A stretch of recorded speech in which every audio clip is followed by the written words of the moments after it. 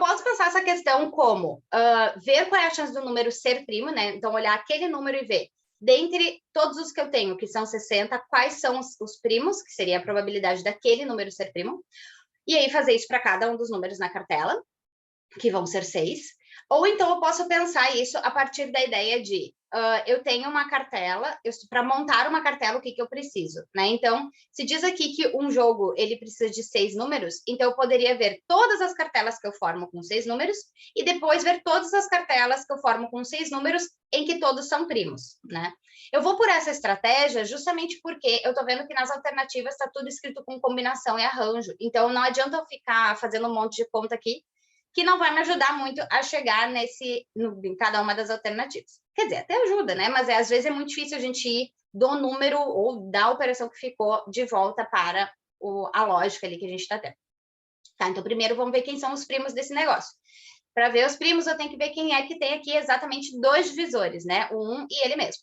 Então, por exemplo, o 1 não é primo por falta de divisor, porque ele é divisível somente por 1. Mas o 2 é primo, o 3 é primo, divisível só por 1 e por 3. O 5 é primo. O 7 é primo. O 11 é primo. O 13 é. O 17 é. O 19 é. Em geral, até o 20 a gente tem alguma familiaridade. E agora vamos por exclusão, tá? A gente vai ter que ir fazendo um por um. Então, vou excluir todo mundo que é par aqui, porque os pares com certeza não vão ser primos, já que eles são divisíveis por 2 também.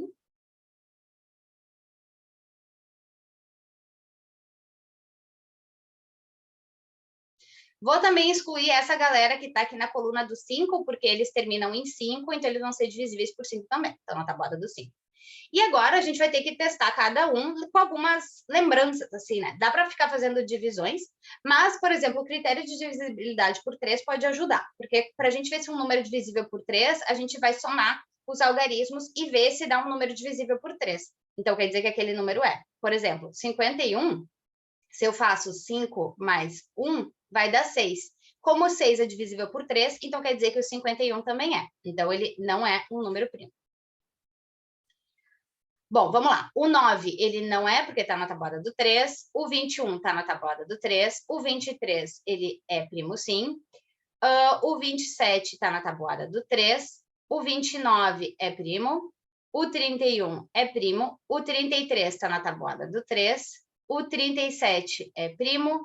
39 está na tabuada do 3. 41 é primo, 43 é primo, 47 é primo, 49 está na tabuada do 7, 7 vezes 7, 49, e 53 é primo, sim, 57 não, porque 5 mais 7 vai dar 12, então ele não é primo, e 59. Então aqui a gente tem 1, 2, 3, 4, 5, 6, 7, 8, 9, 10, 11, 12, 13, 14, 15, 16, 17 primos. O que faz sentido, né? Porque lá nas alternativas tá tudo aparecendo uns 17 aqui, né?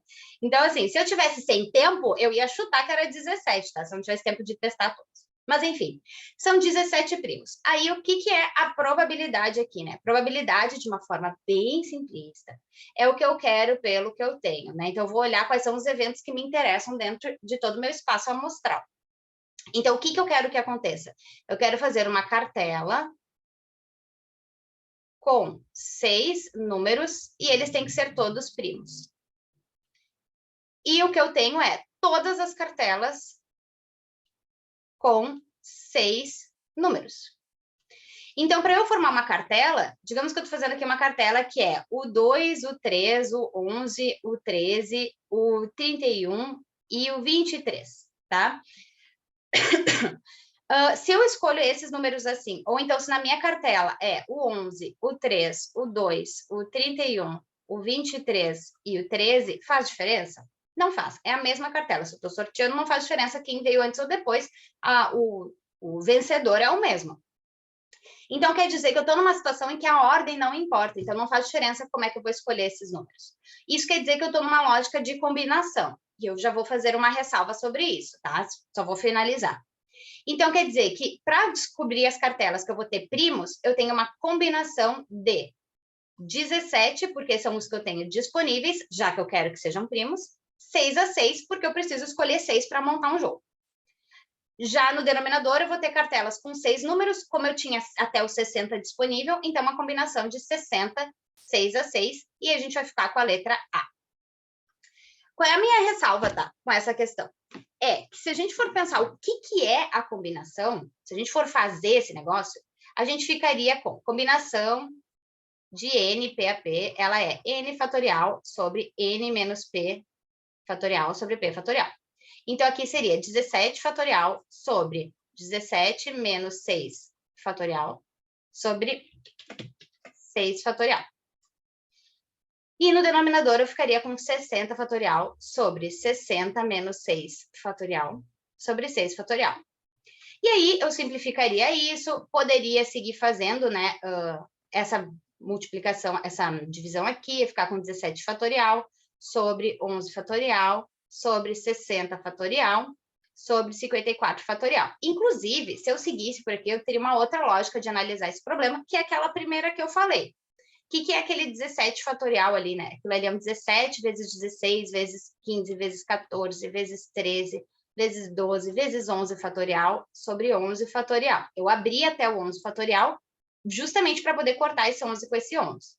Enquanto que no meu denominador, eu tenho 60 vezes 59, vezes 58, vezes 57, vezes 56, vezes 55, vezes 54 fatorial, sobre 54 fatorial.